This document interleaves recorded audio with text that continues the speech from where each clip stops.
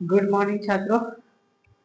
आज हम लोग त्रिभुज के जो प्रमेय है, कल मैंने एक प्रमेय पिछले वीडियो में मैंने एक प्रमेय सिद्ध कराया था कौन संधि भाजक के बारे में। ठीक है, जिसमें हम लोगों ने कल पिछले वीडियो में आपको जो आंतरिक संधि भाजक था उसके बारे में बताया था, यानी कि सिद्ध किया था।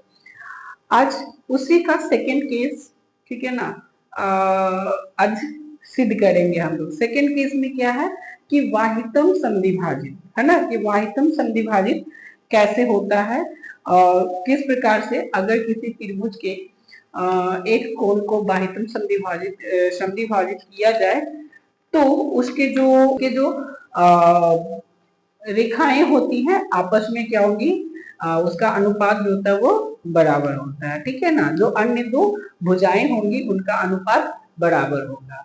उसके बारे में हम लोग को आज देखना है। तो आज हम लोग को वाहितम संधिभाजित के बारे में सिद्ध करना है। ठीक है, सबसे पहले कि इसमें क्वेश्चन कैसे आपसे पूछेगा, है ना। सबसे बड़ी बात है कि क्वेश्चन कैसे पूछता है एग्जाम्स में। तो इसका क्वेश्चन मैं पहले लिख देता हूँ, जो कि क्वेश्चन अगर आपके पास रहेगा तो काफी बेटर रहता है। तो यहाँ पे आपको क्वेश्चन इस ढंग से रहेगा कि सिद्ध करें कि किसी त्रिभुज के किसी कोण का बाह्य संधि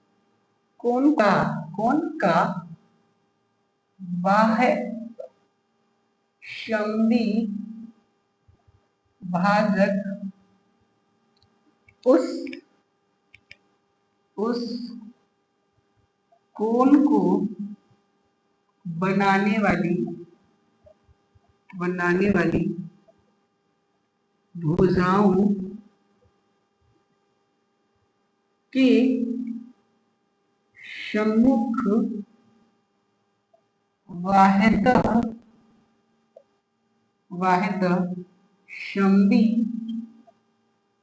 वाहित संधि भाजित करता है ना। ये हम लोग को क्या करना है, सिद्ध करना है। क्वेश्चन क्या रहेगा, क्वेश्चन रहेगा त्रिभुज के किसी कोण का बाह्य संधि भाजक उस कोण को बनाने वाली जो भुजाएं होती हैं उन भुजाओं के, यहाँ पे एक वर्ड छूट गया, अनुपात, है ना, अनुपात सम्मुख वाहित संधि भाजित करता है या विभाजित करता है। ठीक है ना, ये आपका क्वेश्चन हो गया। ठीक है, इस क्वेश्चन को आप ध्यान में रखिएगा, नोट करके रख लीजिएगा। ठीक है, तो इसके बाद इसका फिगर हम लोग बना लेते हैं। ये आपका क्वेश्चन, इसको नोट कर लीजिएगा ही अलग एक जगह पे, है ना। जो फेयर बनाइएगा तो आप उसमें क्वेश्चन लिख लीजिएगा। मैं इस क्वेश्चन को इरेज कर रहा हूँ और इधर फिगर इसका आपका फिगर जो है वो ड्रॉ कर रहा हूँ, है ना। देखिएगा, फिगर होगा सबसे पहले कि मान लीजिए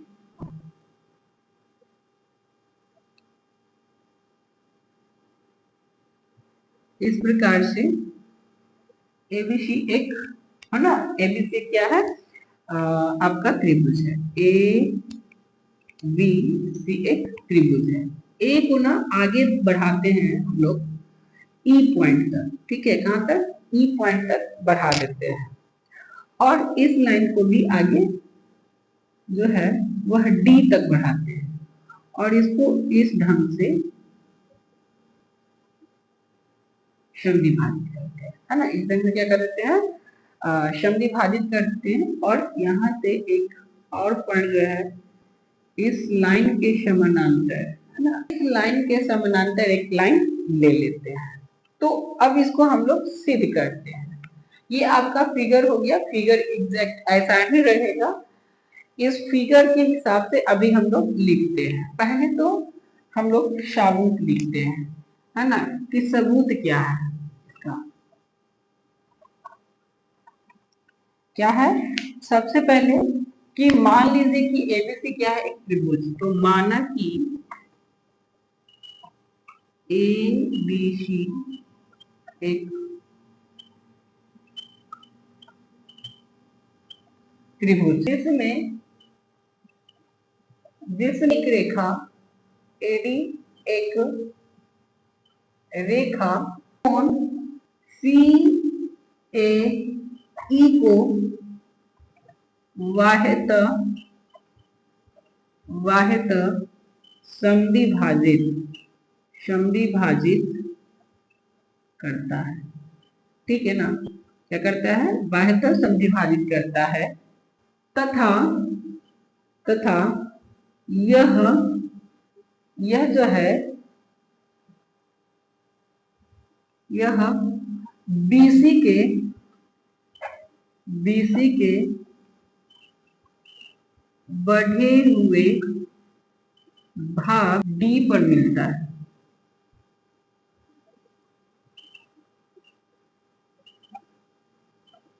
देखिए ये हो गया आपका क्या, तो ये फिगर के हिसाब से जो दिया हुआ है ना, जो भी फिगर के हिसाब से दिया हुआ है उसको हमने नोट कर लिया। क्या क्या दिया है फिगर के हिसाब से? तो एबीसी एक त्रिभुज है जिसमें कि एडी कोई रेखा है जो कोण CAE है, उस CAE कोण को समद्विभाजित करता है। और ये CAE जहां पे है, ये जहां पे आपका ये जो समद्विभाजित करने वाला जो एडी लाइन है वह BC के बढ़े हुए भाग पर D जो बिंदु है ना उससे मिलती है, यानी कि D पर जाकर के BC के बढ़े हुए जो भाग है D पर जाकर के आपका ये लाइन जो है मिल रहा है। तो ये इस लाइन पे मिल रहा है तो यहां से एक कंक्लूजन निकलता है कि कोण CAD बराबर कोण आपका DAE है ना। ये कंक्लूजन निकल जाता है यहाँ से कि आपका ये वाला जो कोण है, ठीक है ना, ये कोण इस कोण के बराबर है। तो आपको सिद्ध क्या करना है? जो सिद्ध करना है उसको लिख लेते हैं हम लोग। तो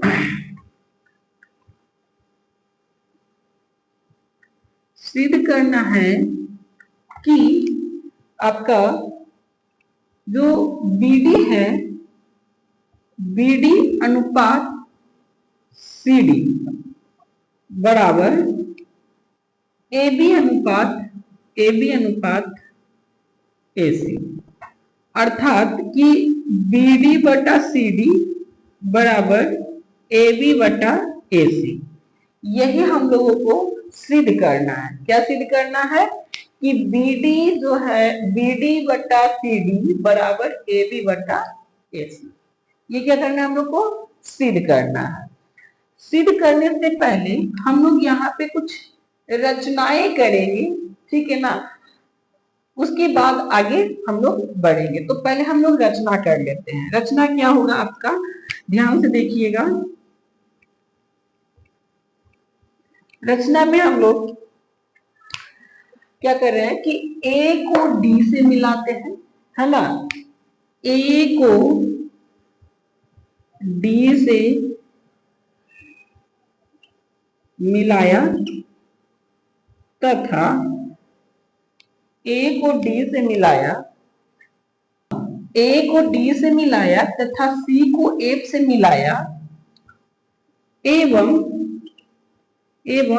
AB पर एक अन्य बिंदु E लिया।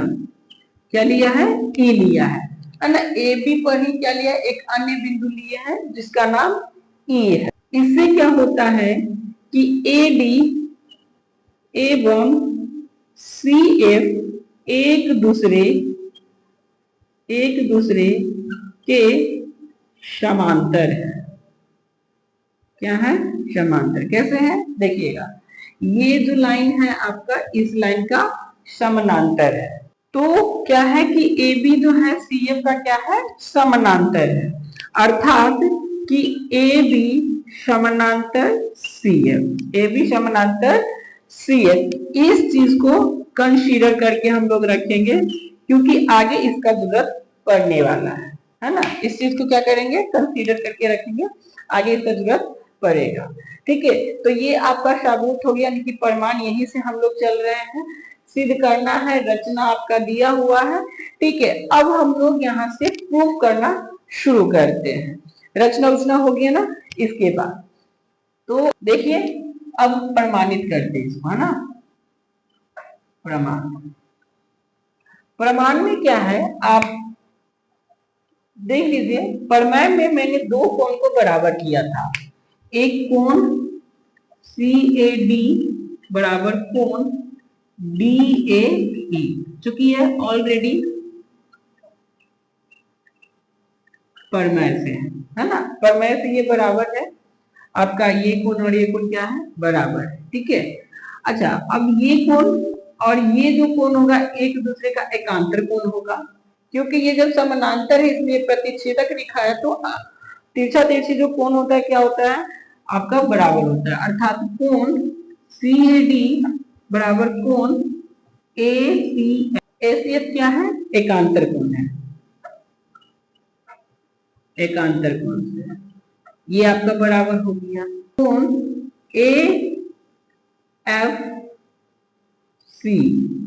AFC बराबर DAE के, यानी ये कोण इस कोण के बराबर है, किससे, तो आपका संगत कोण से, है ना, संगत कोण से ये आपका कोण बराबर हो गया। अब देखिएगा यहाँ पे कि CAD बराबर आपका DAE, फिर CAD बराबर ACE, तो क्या ये इसके इक्वल हो जाएगा, और यहाँ पे आपका DAE जो है इसके इक्वल है, अर्थात ये वाला भी कोण जो हो जाएगा वो इसके इक्वल हो जाएगा, है ना, एक दूसरे के, अर्थात कोण AFC बराबर कोण CAD के, ये बराबर आपका हो गया, है ना, यहां से, ठीक है ना, यहां से आपका बराबर हो गया।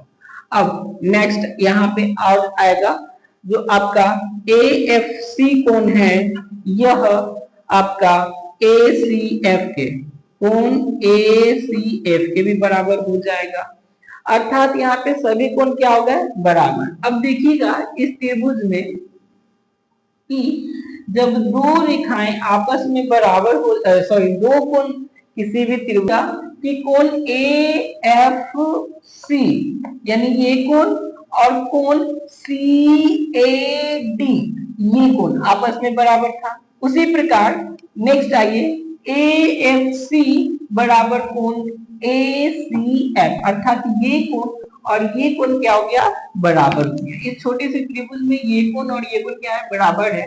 जब ये कोण और ये कोण बराबर है अर्थात ये भुजा और ये भुजा क्या होगा, बराबर, अर्थात यहां से हो जाएगा कि AF बराबर AC, AF बराबर AC। इसको भी थोड़ा ध्यान में हम लोग रख लेंगे, है ना। AF बराबर क्या है, AC है, ये आप मान लीजिए इसे कि ये समीकरण 1 है। अब आगे बढ़ते हैं, त्रिभुज BAD में चलिए, है ना, त्रिभुज BAD में आपको पहले ही बताया, जब अगर इस बड़े वाले त्रिभुज में चल रहे हैं, BAD में चल रहे हैं, तो आप वहां पे दो रेखाओं को जो उसमें था एक दूसरे के समरूप था, कौन कौन था, आप अभी ये समांतर था, तो एक FC समानांतर क्या था, AD, है ना, FC समानांतर AD था। जब दो रेखाएं समानांतर होती है तो थेल्स प्रमेय से आगे क्या चलते हैं हम लोग, थेल्स